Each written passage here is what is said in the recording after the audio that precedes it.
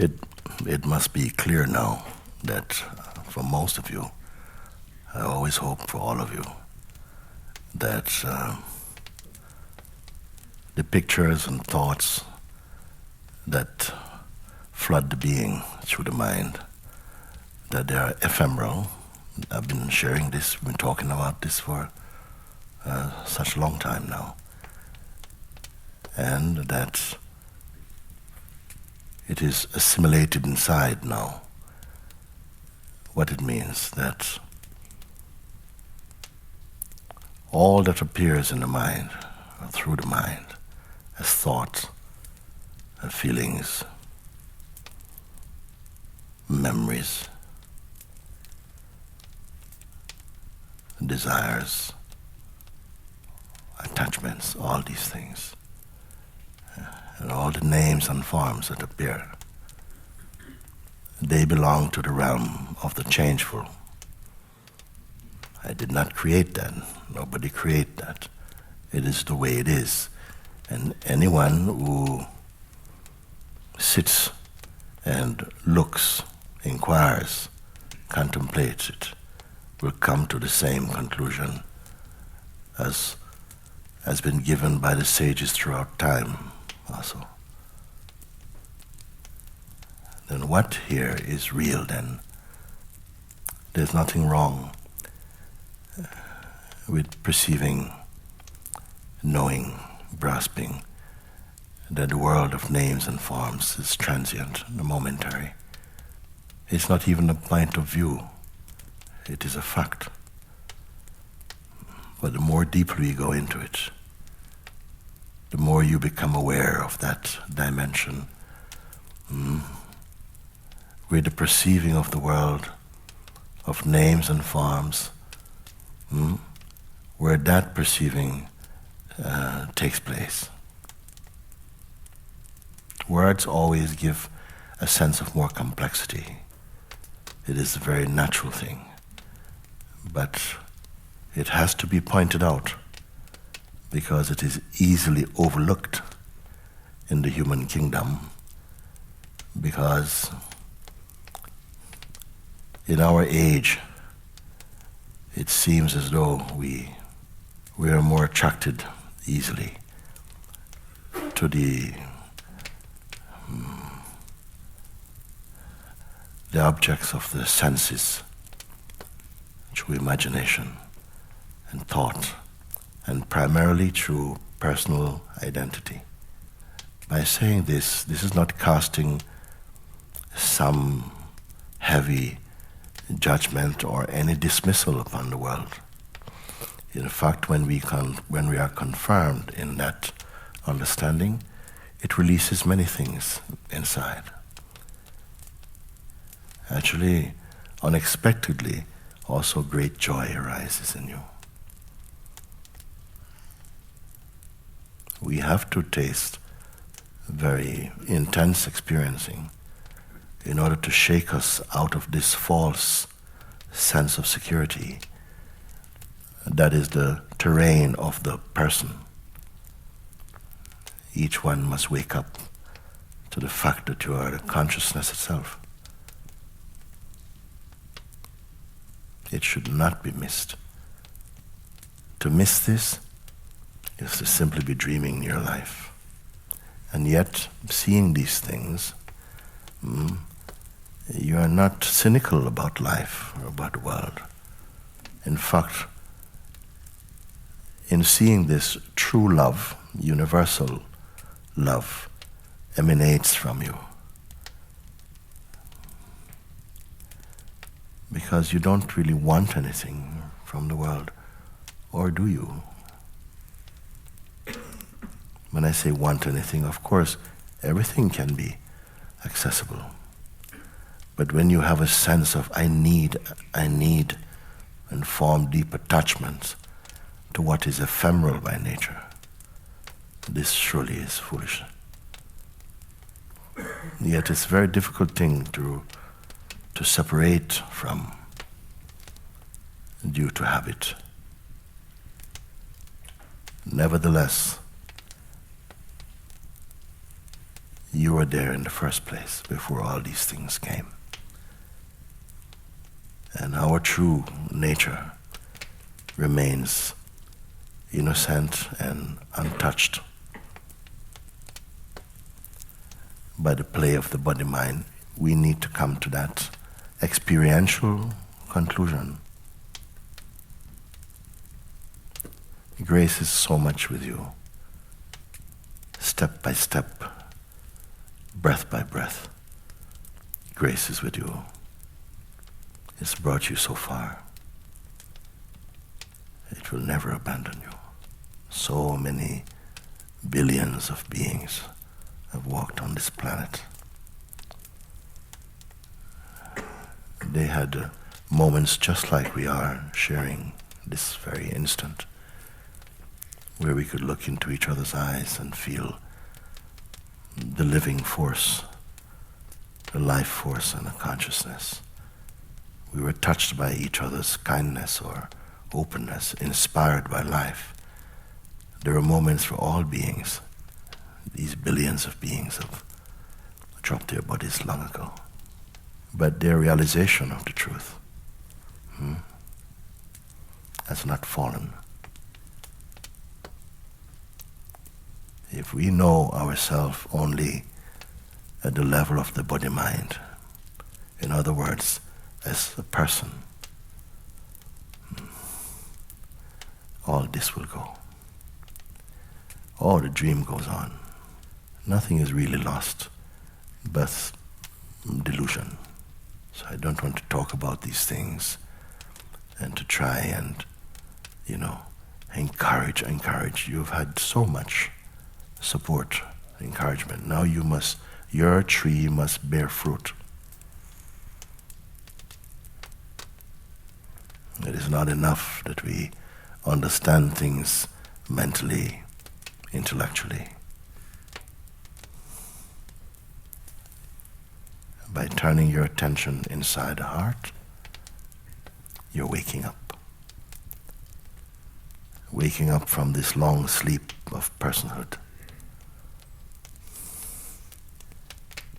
into that bright awareness itself.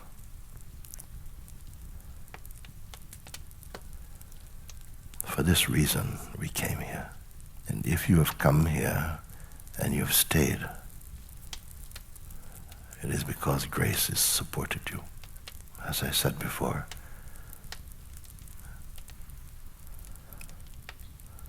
you're the seeds of awakening in this dreaming world. Each one must be receiving the gift of the Spirit of Truth. The gift of the Spirit is not to speak in tongues or to display miracles or these things. The fruit of the Spirit is love and peacefulness, compassion, empathy, openness, surrender. As souls, how long have we been journeying on the face of this planet? We don't know. But today matters. That you are in the hearing of these things matters. That you know who you are, what you are, matters. To escape from the wheel of samsara matters. And yet, we still cling to seeds that will cause you to perish and to suffer.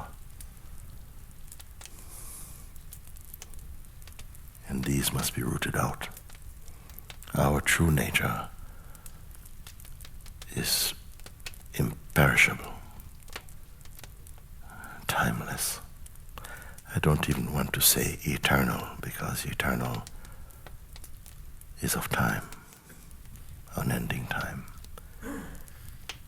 But timeless is beyond time.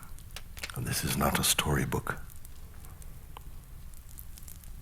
It's living guidance for living beings. So we are obliged to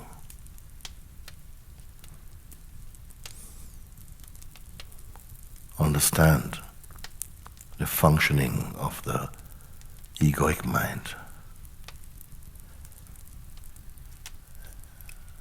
and to not support it. So you hold this feeling inside your heart: I am chosen for freedom. In this world, not everyone will understand you. For those who are asleep, they even perceive what kind you're giving away your life. Because their projections may be different, their condition different. They measure success by worldly standards. But something brought you here. And you trust it because you're living in the fruit of it. In fact, you are the fruit of it. Grow in that inner confidence. Trust in what has been revealed to you. Walk in the light of your own understanding. At the end of the day,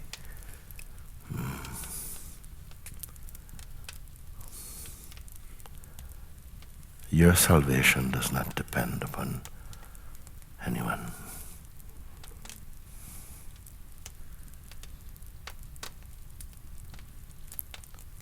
Not on those who reject you, maybe.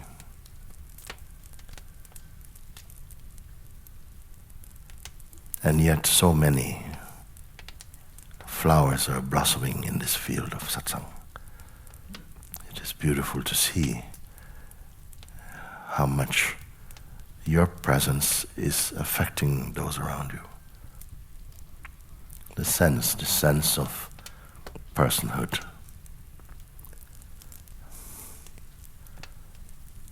Must be completely transcended.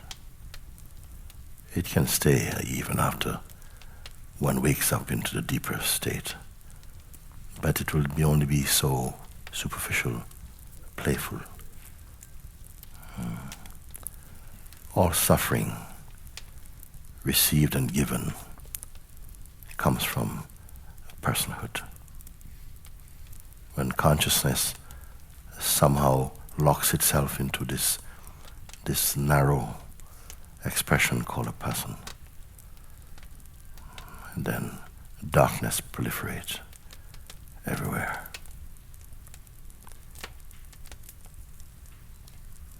But for most of you have gone beyond this. Be confirmed in that state of presence. Be conscious of the presence.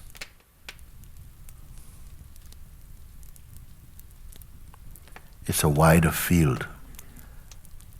As you become more aware of the sense of the state of presence, then you begin to see fully how restrictive the sense of personhood has been. But we don't realize it until you're coming out of it. When you see it for what it is, you will not be inclined to go back there. And every state, every phase and stage in consciousness, every stage has its own attractions. But for whatever reason brought you to the place where you are challenged to look from the truest place within yourself. This is seeing. This really is life affirming. When you are moving in the dynamic life as the sense of presence more.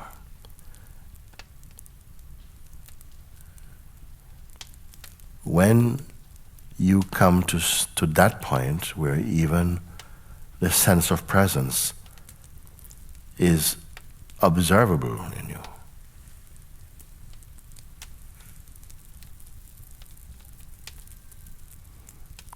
Then you have transcended even the mode of presence. Presence itself becomes phenomenal. But be careful not to think you have done that. In the state of presence, life becomes light, without burden or without sorrow. Love fills and floods the being. Patience is there. Openness. The falling away of fears. The deep understanding that whatever happens, it is fine at a deeper level.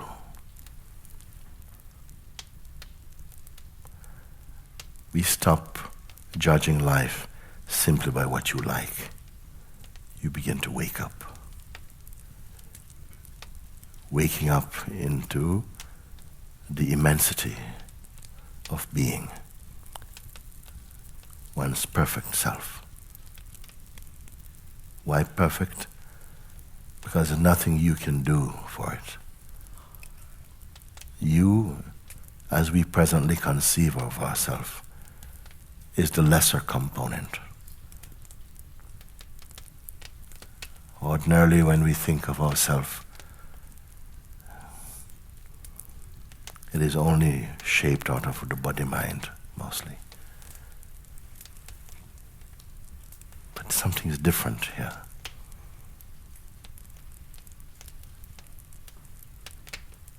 Why do people, they love to come to this place also? What is so special about this place? It's the same trees as beyond the hills. It's the same hills.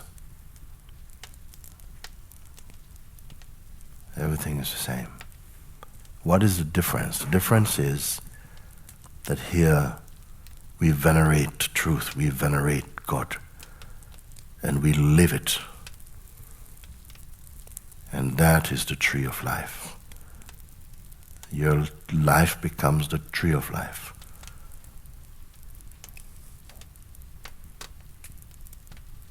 Love becomes your climate. Not this fickle thing, but a love that is profound, that is without need or trickery. That which is open and genuinely caring. You are Manti Sahaja. And remember, Sahaja means the natural state. Not a contrived state, the natural state. And gradually, something is being absorbed in the unspeakable.